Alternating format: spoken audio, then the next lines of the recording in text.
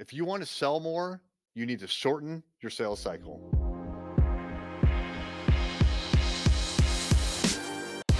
Hey there, it's Erik J. Olson. One of the frustrating things about selling is that we don't just get a phone call from a prospect and they're like, I want to buy from you. That is very rare. Now, it's happened to me before, but even in those situations, the reality is I need to kind of explain what's going on. What are some options? I need to find out more. Like, why do you want to buy from us? What is it you want to buy? But it's extremely rare. I mean, it's happened to me less than a handful of times in the last 11 years that I've been in business for myself that someone calls me up and says, I want to work with you. When that happens, it's an amazing thing, right? And you've done your job as a marketer or as an advertiser, or you just have a great reputation. You've done your job to get to that point.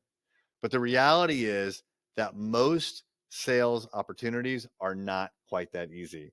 They actually have a sales cycle. Now, what I mean by a sales cycle is the amount of time and the cadence and the number of meetings and whatnot between when a prospect first becomes aware of you and when they sign to become a client. That whole span of time, and I'm definitely oversimplifying this, but that span of time is called the sales cycle.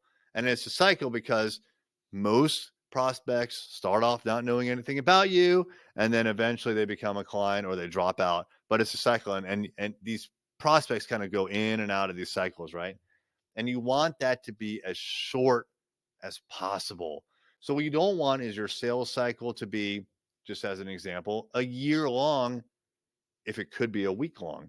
You don't want it to be a week long if it could be a day long. And you don't want it to be a day long if it could be an hour long. Shorter is better when it comes to sales cycles.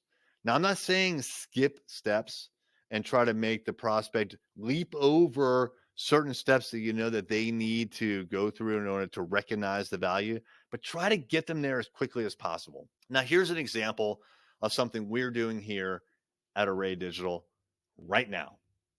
Our old process was to identify problems with our clients or our prospects in digital marketing.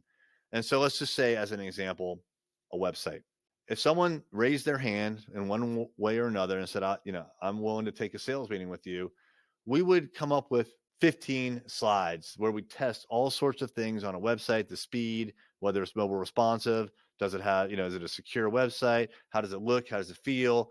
All sorts of stuff we would test. And then we would go through painstakingly and show them how busted up their website was to try to get them to the point where they understood my website's busted up and I need a new one.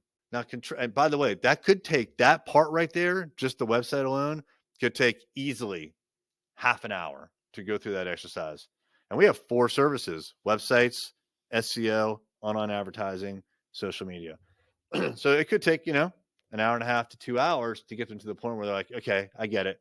I got problems. Now what? What's my solution? I want to get them to that. What's my solution, or what can you guys do for me? How can you help me? Way sooner than an hour and a half. How about like 10 seconds? All right. So how about this? And this is something that we're trying now and we're starting to do. Instead of spending half an hour to show them how busted up their website is and then see if they agree, start with a question. Something like, how do you feel about your website? And if they come back and they say, my website sucks, well, guess what? Your job is done. You do not need to show them all those slides and spend all that time to convince them that their website sucks. They already know it. You don't need to like pour salt into the wound.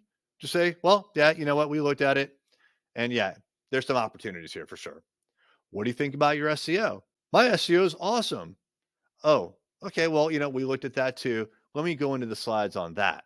Do you want to see the slides? Because we think that there's opportunity. And if they say, yes, I want to see the slides, show them the slides. Spend the 20 or 30 minutes to prove to them that they need help with their SEO as well.